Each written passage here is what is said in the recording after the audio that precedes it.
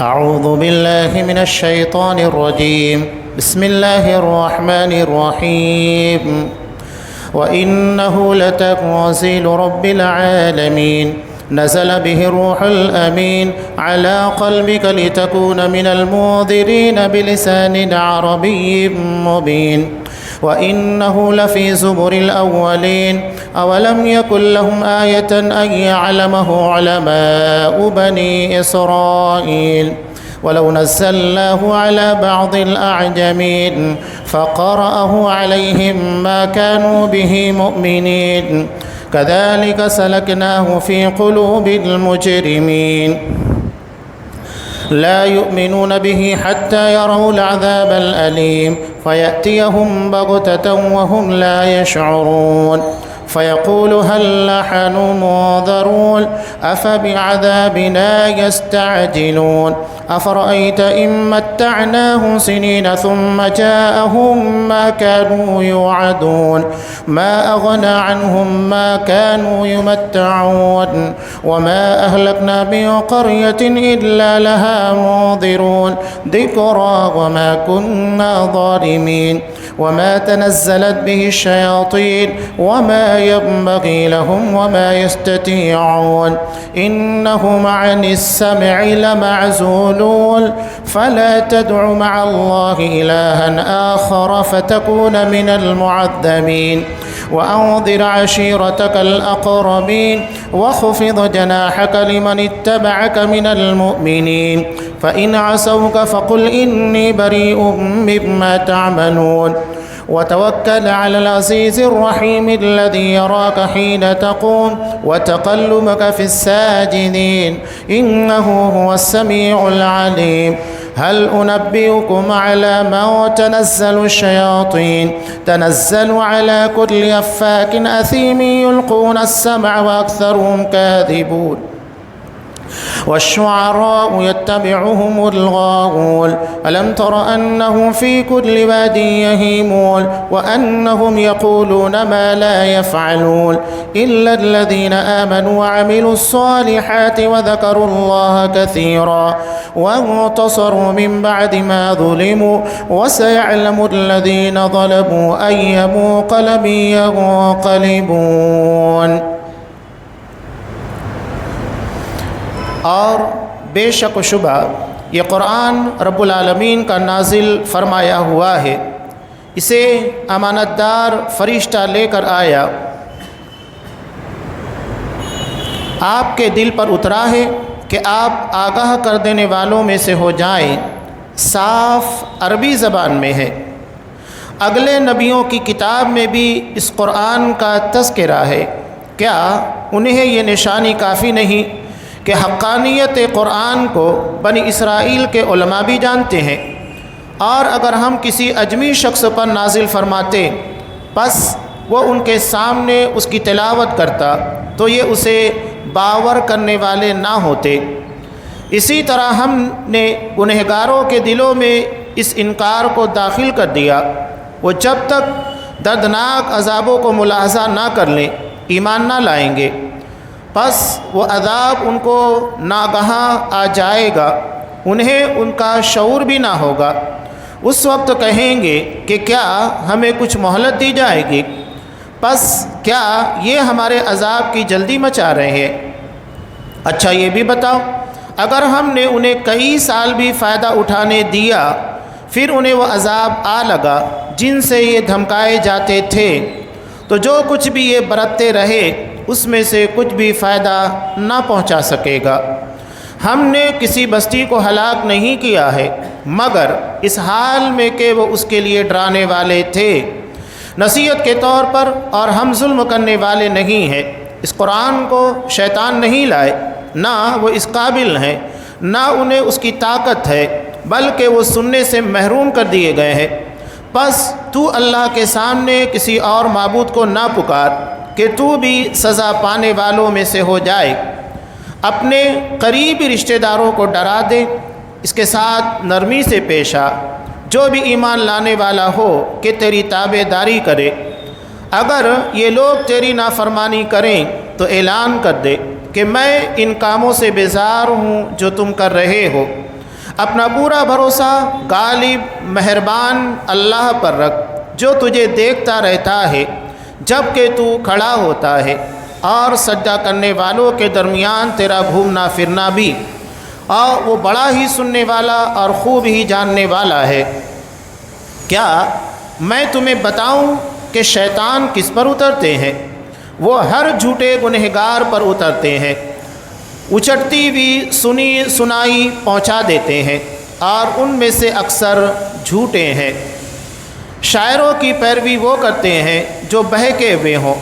کیا آپ نے انہیں نہیں دیکھا کہ شاعر ایک ایک بیابان میں سر ٹکراتے پھرتے ہیں، اور وہ کہتے ہیں جو کرتے نہیں، سوائے ان کے جو ایمان لائے اور نیک عمل کیے، اور بکثرت اللہ تعالیٰ کا ذکر کیا، اور اپنی مظلومی کے بعد انتقام لیا۔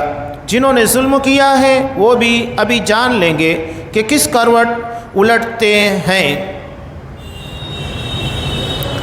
سورہ شعراء آیت نمبر 192 سے آیت نمبر 227۔ محترم حاضرین، عزیز ماں اور بہنوں، یہ سورہ شعراء کی آخر کی آیات تھیں۔ 7 قوموں کا تذکرہ اس سے پہلے کیا گیا ہے، اس کے بعد اللہ کہہ رہا ہے یہ قرآن رب العالمین کا اتارا ہوا ہے۔ میں ایک بات اکثر کہتا ہوں، مشرکین مکہ 2 چیزوں کو بہت ٹارگٹ کرتے، ایک قرآن مجید کو اور دوسرے نبی کریم صلی اللہ علیہ وسلم کی ذات گرامی کو۔ کیوں؟ انہیں پتہ تھا کہ اگر قرآن کو غلط ٹھہرا دیتے تو آپ صلی اللہ علیہ وسلم بھی غلط ثابت ہو جائیں گے، اس لیے کہ قرآن کے نزول کو لے کر ہی آپ صلی اللہ علیہ وسلم نے اپنی رسالت اور ان لوگوں کے درمیان اپنے رسول ہونے کا دعویٰ پیش کیا، اور اگر نبی کو غلط ثابت کر دیتے تو قرآن اپنی جگہ پر غلط ہو جاتا ہے، اس لیے کہ جب نبی صحیح نہیں تو قرآن کہاں سے صحیح ہو سکتا ہے؟ تو دونوں کو ٹارگٹ کیا کرتے تھے۔ تو یہاں 7 قوموں کا تذکرہ اللہ نے پیچھے کیا، قوم موسیٰ ہے، قوم ابراہیم، قوم نوح، قوم عاد، قوم سمود، قوم لوط اور قوم شعیب۔ ان قوموں کا تذکرہ کرنے کے بعد اور ان قوموں کے پر اللہ کا عذاب نازل ہوا، ان ساری چیزوں کو بیان کرنے کے بعد یہاں پر کہا جا رہا ہے کہ یہ قرآن رب العالمین کا نازل کرتا ہے۔ مشرکین کے تمام سوالات کے جوابات اس کے اندر دیے جا رہے ہیں۔ نزل بہ روح الامین، یہ قرآن روح الامین حضرت جبرائیل علیہ السلام لے کر آئے۔ حضرت جبرائیل کا تذکرہ کرنا اس لیے ضروری ہے کہ ہر نبی کے پر اللہ کی شریعت، اللہ کا دین لے کر نازل ہونے والے فرشتے یہی حضرت جبرائیل علیہ السلام ہے۔ جب آپ صلی اللہ علیہ وسلم کے پر پہلی وحی نازل ہوئی اور آپ بڑے گھبرائے ہوئے تھے، ایسے عالم میں حضرت خدیجہ رضی اللہ تعالیٰ عنہ آپ صلی اللہ علیہ وسلم کو اپنے چچا زاد بھائی ورقہ بن نوفل جو کافی عمر و دراز تھے، بینائی چلی گئی تھی، ان کے پاس لے کر گئے۔ وہ تورات، انجیل وغیرہ آسمانی کتابوں کے عالم تھے۔ جب آپ صلی اللہ علیہ وسلم نے اپنے اوپر وحی کا تذکرہ کیا کہ اس طریقے سے مجھ پر ایک فرشتہ آیا، اللہ کا کلام لے کر آیا، تب انہوں نے کیا کہا؟ یہ تو وہی ناموس اکبر ہے جو حضرت موسیٰ علیہ السلام کے پر آیا تھا۔ اس کا مطلب یہ ہے کہ حضرت جبرائیل جو دیگر انبیاء کے پر آئے ہیں وہ آپ پر بھی وحی لے کر آئے، لہذا آپ اللہ کے نبی ہیں۔ اس وقت انہوں نے کہا تھا کاش میں توانا ہوتا، میرے اندر طاقت ہوتی، اور جب تمہاری قوم تمہاری مخالفت کرتی اور تمہیں اپنی بستی کے باہر نکال دیتی تو میں تمہاری حمایت کرتا۔ آپ صلی اللہ علیہ وسلم کو اس بات کے پر بڑا تعجب ہوا کہ وہ قوم جو مجھے صادق و امین کہتی ہے اور مجھ کے پر اتنا اعتماد اور یقین کرتی ہے، وہ مجھے مکہ سے باہر کیسے نکالے گی؟ تب آپ صلی اللہ علیہ وسلم کے اس سوال کے جواب میں ورقہ بن نوفل نے کہا کہ جو بھی اللہ کا کلام لے کر آیا، بستی والوں نے اس کے ساتھ ایسا ہی کیا، اور آخری نبی کے بارے میں جو بشارتیں تھیں اس کی بنیاد کے پر وہ اپنی باتیں رکھ رہے تھے۔ یہ حضرت جبرائیل علیہ السلام ہیں۔ ہاں، یہ قرآن کہاں پر اترا ہے؟ علی قلبک، آپ کے دل کے پر اتارا گیا ہے، لتکون من المنذرین، تاکہ آپ آگاہ کرنے والے، خبردار کرنے والے لوگوں میں سے ہو جائیں، یعنی آپ رسولوں میں شامل ہو جائے۔ قرآن اصل میں قلب کے پر اترتا ہے، اور انسان کے حافظے کا اصل مخزن دل ہے، دماغ نہیں۔ دماغ دراصل دل کی باتوں کو لے کر لوگوں کے درمیان ترسیل کرتا ہے، پہنچاتا ہے۔ تو اصل چیز آپ دیکھیں شریعت میں دل کو اہمیت دی گئی، دماغ کو نہیں۔ قرآن نے جہاں جہاں تذکرہ کیا افئدہ، کہ ان لوگوں کو اللہ نے دل دیا تھا، سوچنے کی صلاحیت عطا کی تھی، لیکن ان لوگوں نے اپنے آنکھ، کان اور ساتھ ہی ساتھ اپنے دل کے ذریعے سوچا نہیں۔ تو اصل چیز جو ہے وہ دل ہوتا ہے۔ نبی کریم صلی اللہ علیہ وسلم نے بھی ارشاد فرمایا بخاری کے مشہور روایت کہ انسانی جسموں کے اندر گوشت کا ایک ٹکڑا ہے، اذا صلحت صلح الجسد کلہ، اگر وہ درست ہوتا ہے تو پورا نظام انسان کا پورا سسٹم درست ہوتا ہے، اور وَإِذَا فَسَدَتْ فَسَدَ الْجَسَدُ كُلُّ، اور جب وہ بگڑ جاتا ہے تو پورا انسان کا معاملہ بگڑ جاتا ہے۔ الا وَهِيَ الْقَلْبُ، وہ دل ہے۔ اور شاعر بھی کہتا ہے کہ دل زندہ تو نہ مر جائے، کہ زندگی نام ہے تیرے زندہ رہنے سے۔ تو ساری چیزیں اسی کے پر منحصر ہوتی ہے۔ اور عقلی بات کے پر بھی آپ اگر توجہ دیں گے، دنیا میں ہمیں بہت سارے انسان ایسے نظر آتے ہیں جن کا دماغ کام کرنا بند کر دیتا ہے، جنہیں ہم پاگل کہتے ہیں۔ کوئی نیم پاگل ہوتا ہے، کوئی پورا پاگل ہوتا ہے۔ پاگل پن کی بھی الگ الگ قسمیں ہوتی ہیں، لیکن دنیا میں کوئی ایسا انسان نہیں ملے گا جس کا دل کام کرنا بند کر دیا ہو اور وہ زندہ ہے۔ دل نے اپنا کام بند کیا، انسان مر گیا، یعنی پوری زندگی کا انحصار دل کے پر ہے۔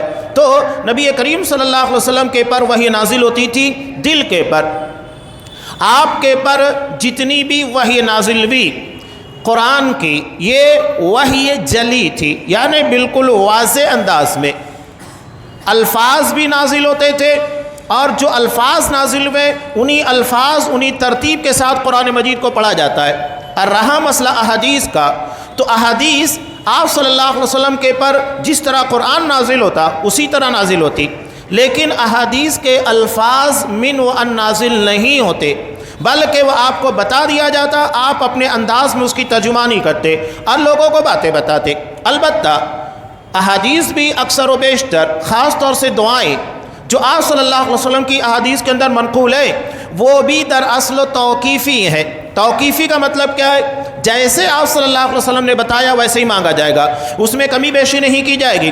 جن دعاؤں کو نبی کریم صلی اللہ علیہ وسلم نے انفرادی طور پر مانگا، یعنی واحد کے صیغے کے ساتھ، اللہم انی اسألک علما نافعا ورزقا طیبا وعملا متقبلا، نماز فجر کے بعد آپ صلی اللہ علیہ وسلم یہ دعا پڑھتے تھے، انفرادی ہوگی۔ وہاں پر یہ نہیں کہا جائے گا کہ بہت سارے لوگ دعا مانگ رہے ہیں تو سارے لوگوں کے ساتھ مل کر ہم یہ کہیں گے اللہم انا نسألک، کہ اللہ ہم تجھ سے سوال کرتے ہیں۔ نہیں، جو الفاظ کے ساتھ ہے اسی الفاظ کے ساتھ۔ یہاں ایک مسئلہ اور، دعائے قنوت کے اندر ایک دعا جو نبی کریم صلی اللہ علیہ وسلم سے ثابت ہے ترمذی وغیرہ کی روایت میں، اللہم اہدنی فی من ہدیت وعافنی فی من عافیت، یہ واحد کے صیغے کے ساتھ ہے کہ اللہ میں تجھ سے ہدایت طلب کرتا ہوں، تو مجھے ان لوگوں میں شامل کر دے جنہیں تو نے ہدایت دی ہے۔ تو وہاں پر دیکھیے کہ واحد کا صیغہ ہے۔ البتہ آپ صلی اللہ علیہ وسلم سے اس دعا کے تعلق سے جمع کا صیغہ بھی ثابت ہے طبرانی وغیرہ کی روایت میں، وہاں آپ صلی اللہ علیہ وسلم سے یہ الفاظ منقول ہے اللہم اہدنا فی من ہدیت، کہ اللہ ہمیں ہدایت دے ان لوگوں میں شامل کر جنہیں تو نے ہدایت عطا کی ہے۔ تو جب نماز تراویح اجتماعی طور کے پر نماز وتر ادا کی جا رہی ہے تو پھر اجتماعی صیغے کی بنیاد کے پر جمع کا صیغہ ہوگا اللہم اہدنا، جو ثابت ہے۔ آپ اگر انفرادی طور پر دعا پڑھ رہے ہیں، عام طور سے وتر ادا کی جاتی ہے، تو وہاں پر آپ کہیں گے اللہم اہدنی، اکیلے پڑھ رہے ہیں اللہم اہدنی، سب ساتھ میں پڑھ رہے ہیں جیسا کہ تراویح میں ہوتا ہے اللہم اہدنا، دونوں چیزیں آپ صلی اللہ علیہ وسلم سے ثابت ہے۔ آپ صلی اللہ علیہ وسلم کے پر وحی کی کیفیت کے بارے میں جب حضرت عائشہ رضی اللہ تعالیٰ عنہ سے پوچھا گیا، الگ الگ انداز سے نبی کے پر وحی نازل ہوتی۔ حضرت عائشہ رضی اللہ تعالیٰ عنہ فرماتی ہیں کہ کبھی تو ایسے ہوتا کہ آپ صلی اللہ علیہ وسلم کو گھنٹی کی آواز سنائی دیتی، اور یہ وحی کی وہ کیفیت ہوتی جو آپ صلی اللہ علیہ وسلم کے پر بہت گراں تھی، تو یہ وحی آپ صلی اللہ علیہ وسلم پر بہت گراں گزرتی۔ جب فرشتہ کا کہا ہوا مجھے یاد ہو جاتا تو یہ حالت ختم ہو جاتی، یعنی حضرت جبرائیل اللہ کا جو پیغام لے کر آئے ان تمام چیزوں کو وہ بتا دیتے، مجھے یاد ہو جاتا، اور کبھی فرشتہ انسان کی صورت میں میرے پاس آتا، میرے سامنے پڑھتا، میں اس کا پڑھا ہوا یاد کر لیتا۔ حضرت عائشہ رضی اللہ تعالیٰ عنہ فرماتی ہیں میں نے آپ کو اس حال میں دیکھا کہ سخت سردی کے دن میں آپ پر وحی نازل ہوتی، جب ختم ہو جاتی تو آپ کی پیشانی کے پر پسینہ بہہ رہا ہوتا۔ بخاری کی روایت ہے۔ تو یہ وحی کی کئی الگ الگ کنڈیشن ہے۔ ایک مرتبہ حضرت زید بن ثابت رضی اللہ تعالیٰ عنہ کہتے ہیں کہ آپ صلی اللہ علیہ وسلم میری ران کے پر سر رکھے ہوئے تھے، اسی حالت میں آپ کے پر وحی نازل ہونا شروع ہو گئی۔ مجھے لگ رہا تھا کہ کہیں میرے پیر کی ہڈی نہ ٹوٹ جائے، آپ کی جسمانی کیفیت ایسے تبدیل ہو جاتی تھی۔ ایک مرتبہ آپ صلی اللہ علیہ وسلم اونٹ کے پر بیٹھے ہوئے، اسی حالت میں قرآن مجید کا نزول ہونا شروع ہوا، تو اونٹ اپنی جگہ کے پر بیٹھ گیا، آپ صلی اللہ علیہ وسلم کا بوجھ برداشت نہیں کر پایا۔ یہ قرآن کے نزول کے وقت تو کیفیت ہوا کرتی تھی، اسی لیے تو اللہ نے کہا کہ اگر اس قرآن کو ہم پہاڑ کے پر اتار دیتے تو پہاڑ ریزہ ریزہ ہو جاتا۔ اللہ کا کلام ہے، یہ کوئی معمولی چیز یا عام چیز نہیں ہے، اللہ کا کلام ہے، اور اس کے نزول کے وقت اس کی کیفیت بھی اپنے شایان شان ہوتی ہے۔ وحی کئی الگ الگ شکلوں کے اندر نازل ہوتی ہے، جیسا کہ سورہ شورى میں اللہ تبارک و تعالیٰ نے اس کی کنڈیشن کو بیان کیا۔ علاوہ حضرت امام بخاری رحمۃ اللہ علیہ نے سب سے پہلے جس باب کو باندھا ہے وہ کتاب و بدیع الوحی ہے، اور اس کے بتانے کا مقصد یہ ہے کہ دین اور شریعت، اللہ کا دین وحی کے ذریعے لیا جائے گا، اپنی عقل اپنی رائے کے ذریعے نہیں لیا جائے گا۔ یہ تمام لوگوں کے لیے بہت بڑی مثال ہے کہ اللہ کے دین کو وحی کے ذریعے ہی لیا جائے گا، اس کا کوئی دوسرا ذریعہ نہیں ہے۔ کوئی اللہ کے دین کو اپنی عقل اپنی فکروں کے ذریعے پیش کرنے کی کوشش کرے، اسے قبول نہیں کیا جائے گا۔ اللہ کا دین وحی کے ذریعے ہی قابل قبول ہے، اس کے علاوہ اسے قبول نہیں کیا جائے گا۔ قرآن کس زبان میں نازل ہوا؟ بلسان عربی مبین۔ قرآن کو اللہ نے عربی زبان کے اندر نازل کیا، اور اس کی وجہ قرآن نے خود دوسری جگہ بیان کی، جیسا کہ سورہ یوسف کے ابتدا میں اللہ نے بیان کیا کہ ہم نے قرآن کو عربی زبان میں نازل کیا، کیوں؟ لعلکم تعقلون، تاکہ تم سمجھ سکو۔ اور اس کی بڑی وجہ یہ تھی کہ قرآن کے اول مخاطب عربی زبان کے جاننے والے تھے، اور جب وہی قرآن نہیں سمجھیں گے تو کون قرآن سمجھے گا؟ تو اللہ نے اسی زبان میں قرآن کو نازل کیا جو زبان قرآن کے مخاطب کی تھی، جو سب سے پہلے مخاطب تھے ان لوگوں کی زبان عربی ہی تھی۔ بلسان عربی مبین وَإِنَّهُ لَفِي زُبُرِ الْأَوَّلِينَ۔ اگلے نبیوں کی کتابوں میں بھی اس قرآن کا تذکرہ ہے، چاہے تورات ہو انجیل ہو، اللہ نے ان کتابوں کے اندر بھی قرآن مجید کا تذکرہ رکھا ہے، اس کا ذکر کیا گیا ہے۔ اور اس بات کے لیے سب سے بڑی دلیل قرآن مجید نے جو پیش کی کہ بنی اسرائیل کے علماء بھی جانتے ہیں، بنی اسرائیل کے علماء بھی اس بات کو جانتے ہیں کہ تورات کے اندر انجیل کے اندر قرآن مجید کے تعلق سے نبی کریم صلی اللہ علیہ وسلم کے تعلق سے بیان کیا گیا ہے۔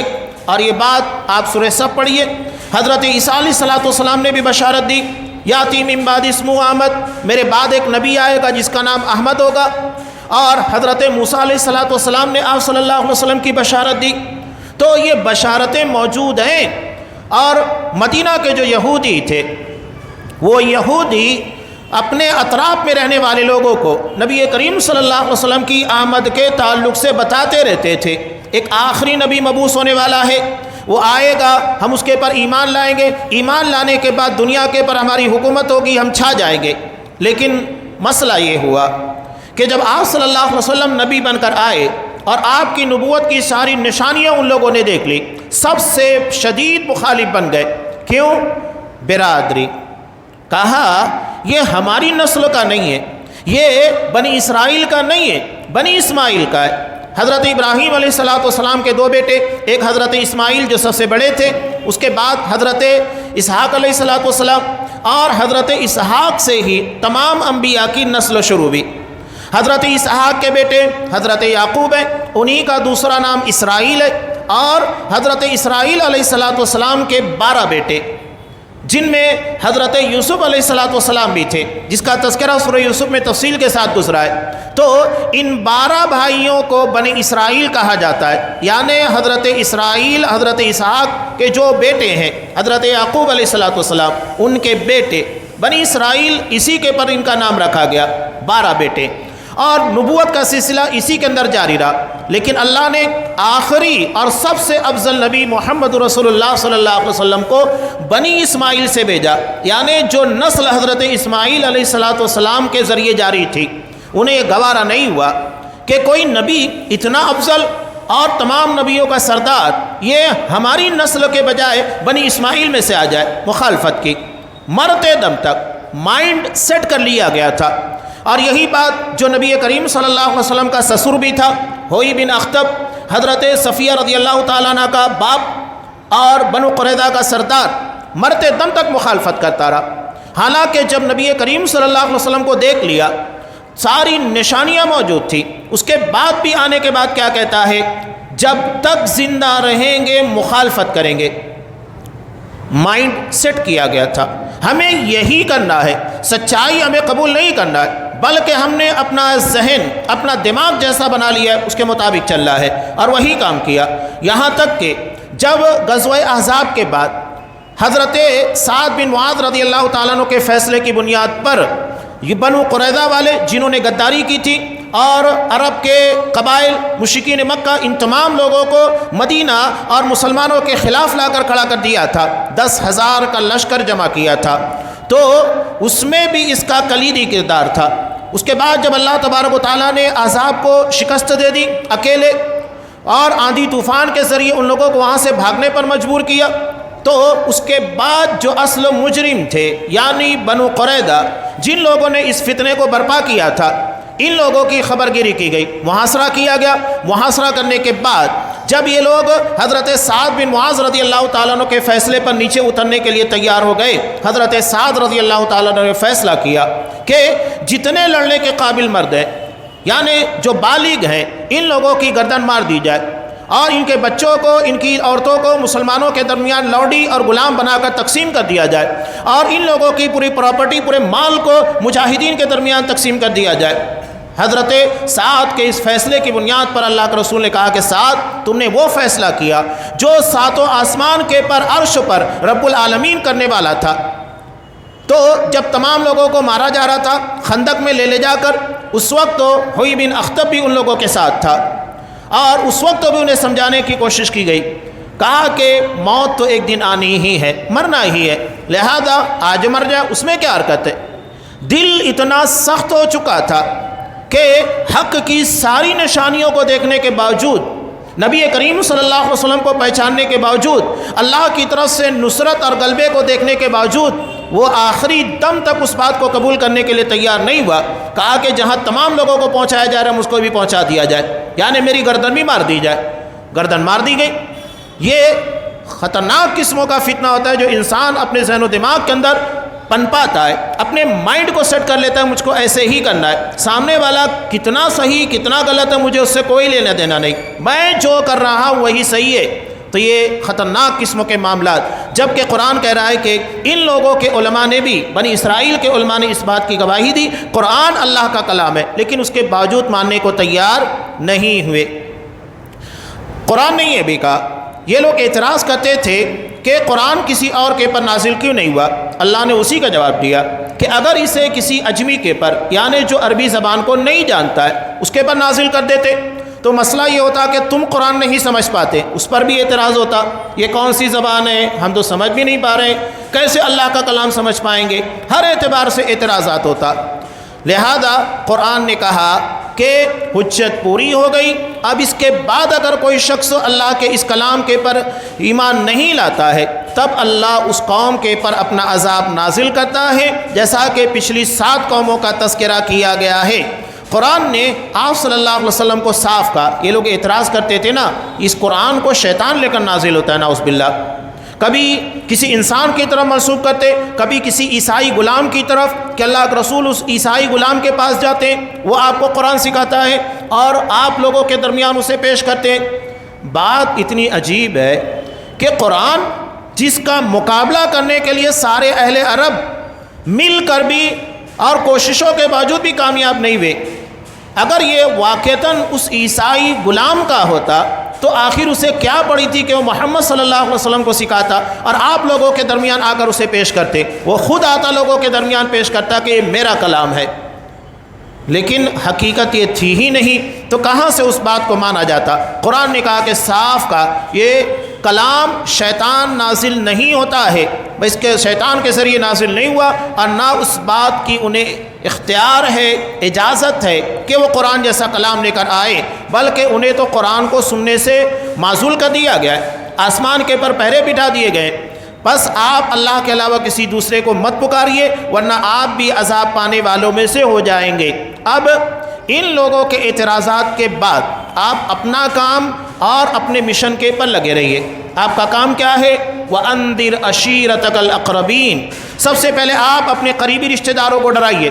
چنانچہ آپ صلی اللہ علیہ وسلم نے اپنے تمام قریبی رشتہ داروں کو جمع کیا اور ان لوگوں کو دعوت دی۔ دعوت دینے کے بعد ان کے سامنے اپنی بات کو پیش کیا اور کہا کہ دیکھو اللہ نے مجھے نبی بنایا، اللہ کی وحدانیت کو تسلیم کر لو، یہی تمہارے لیے بہتر ہے۔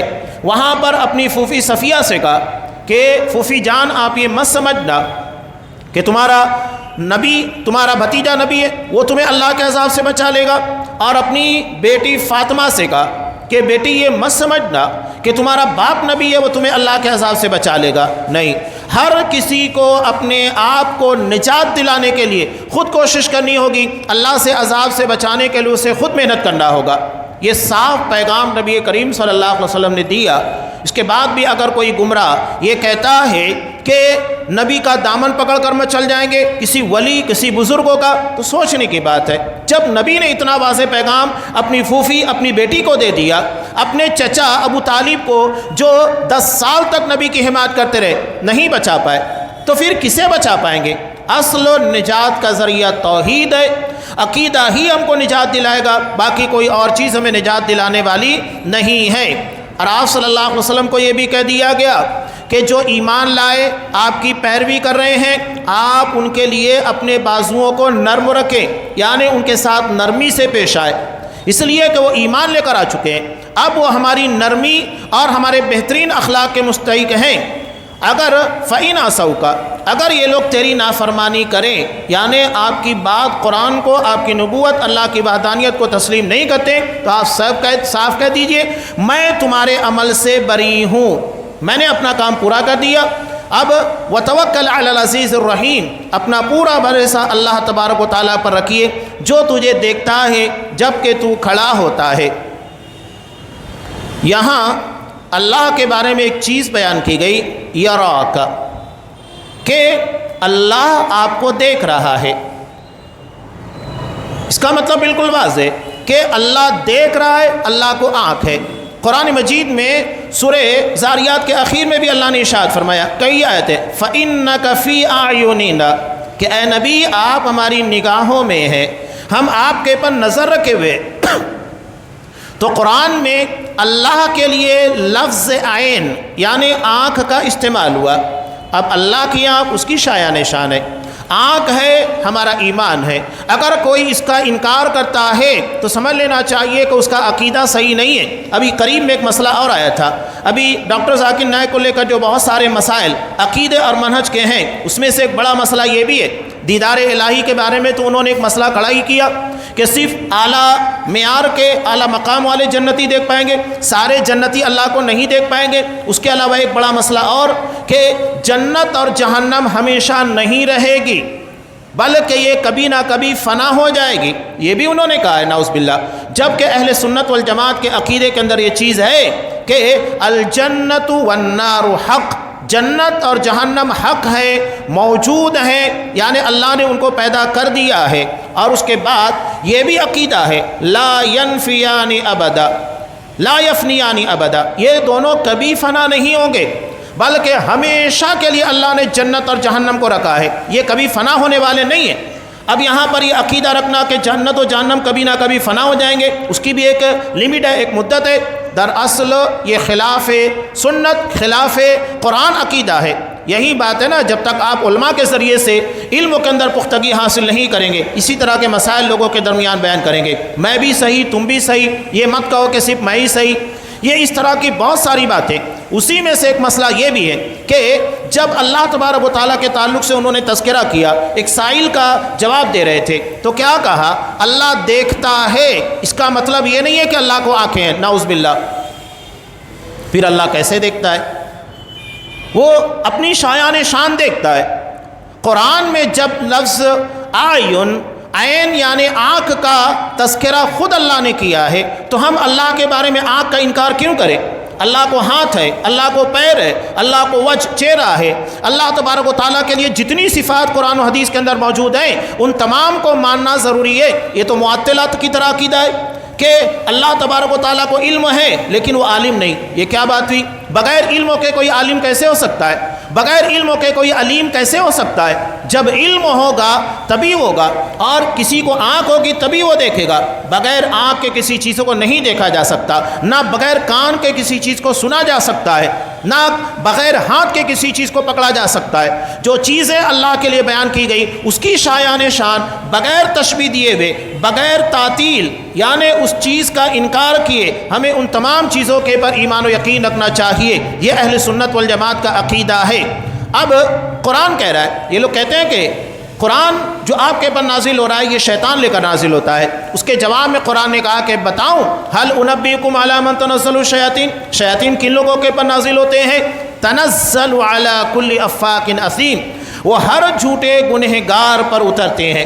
اس ضمن میں آپ صلی اللہ علیہ وسلم کی حدیث بھی ہے، یہ ہر کاہن نجومی کے پاس آتے ہیں اور آسمان کی کچھ خبروں کو لے لیتے ہیں اور لانے کے بعد ان کے کانوں کے اندر ڈال دیتے ہیں، اور وہ ایک سچ کے اندر 99 جھوٹ ملا کر لوگوں کے درمیان بیان کرتے ہیں۔ اب ایک سچ لوگوں کے سامنے آ جاتا ہے تو لوگ کہتے ہیں دیکھو اس کی بات سچ ہو گئی، باقی 99 باتیں جھوٹ نکلی، اس کے بارے میں کوئی چرچا نہیں، ایک سچ ثابت ہو گیا، اسی کے پیچھے بھاگنے لگ جاتے ہیں۔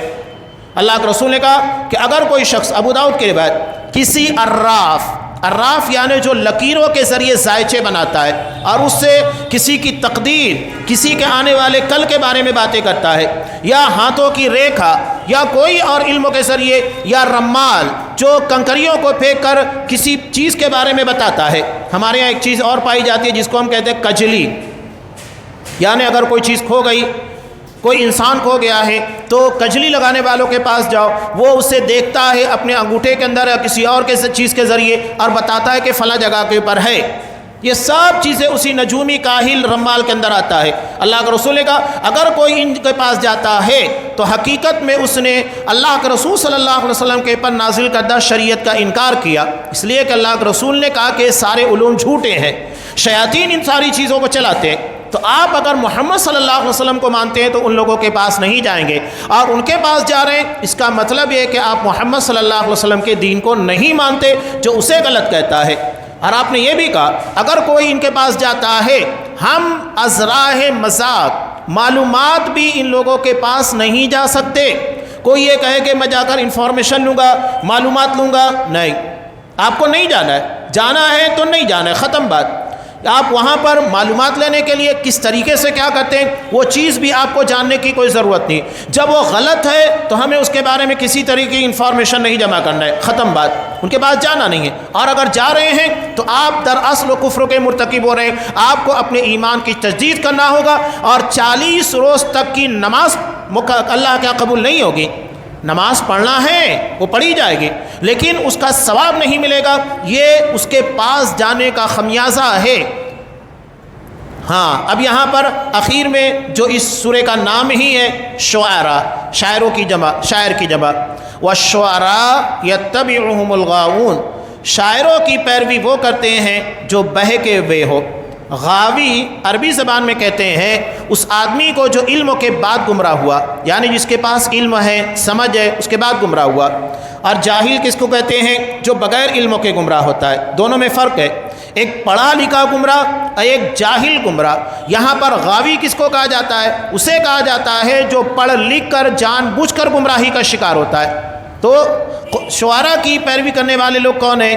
دراصل وہ لوگ ہیں جو پڑھے لکھے گمراہ جاہل ہوتے ہیں۔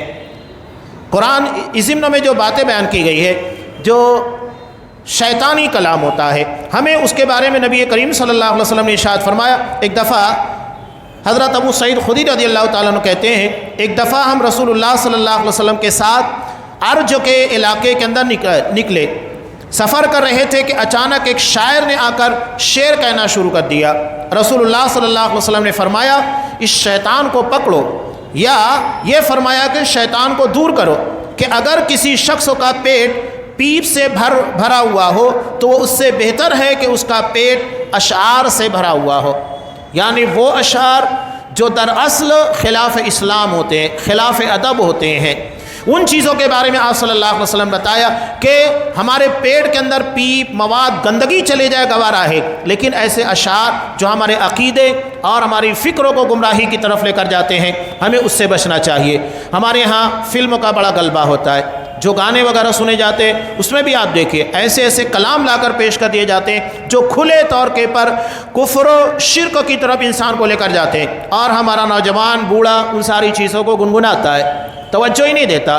وہ حدیث یاد آتی ہے جو اللہ کے رسول صلی اللہ علیہ وسلم نے ارشاد فرمائی، مسلم کی روایت، کہ بندہ ایک بات کہتا ہے، اس پر غور نہیں کرتا کہ میں نے کیا کہا، اس کی بنیاد کے پر یعنی وہ کفریہ شرکیہ بات ہوتی ہے، وہ توجہ نہیں دیتا، اس کی وجہ سے اس کو جہنم میں اتنا نیچے ڈال دیا جاتا ہے جتنا مشرق و مغرب کی دوری ہوتی ہے اس سے کہیں زیادہ جہنم میں اسے نیچے ڈالا جاتا ہے، حالانکہ اس نے بات کرتے وقت تو توجہ نہیں دی۔ یہ عقیدے اور فکر منہج کے بارے میں سوچنے کی بات ہے کہ یہ کتنا اہمیت رکھتا ہے کہ اگر ہم انجانے میں بھی غلطی کرتے ہیں تو ہمارے لیے بہت بڑا المیہ ہے۔ چہ جائے کہ ہم اس طرح کے اشعار اور گانے گنگنائیں یا سنیں جو کہ کھلے طور کے پر غیر اللہ کی تعظیم، شرک اور کفر کی طرف لے کر جاتے ہیں۔ البتہ الا الذین آمنوا وعملوا الصالحات، جو ایمان اور عمل صالح والے، یعنی ایسے اشعار جس میں اسلامی حمیت، اسلامی تعلیم، اللہ کی تعریف، نبی کریم صلی اللہ علیہ وسلم کی نعت گوئی کی جاتی ہے، شریعت کے حدود اور دائرے کے اندر ہے، تو کوئی حرج کی بات نہیں۔ اللہ کے رسول صلی اللہ علیہ وسلم اپنے اشعار کے ذریعے حضرت حسان سے کہتے کہ تم اپنے اشعار کے ذریعے کفار اور مشرکین کے پر تیر چلاؤ، یعنی اس کے اندر وہ جذبہ ہوتا ہے جس سے لوگوں کو حوصلہ ملتا ہے۔ تو ایسے اشعار جس سے انسان کے اندر دینی حمیت بیدار ہو، دینی جذبہ بیدار ہو، ان اشعار کے بارے میں کوئی قباحت نہیں۔ وہ اشعار جو کفریہ اور شرکیہ ہوتے ہیں حقیقت میں وہ قابل اعتراض ہیں اور ہمیں ان چیزوں سے بچنا چاہیے۔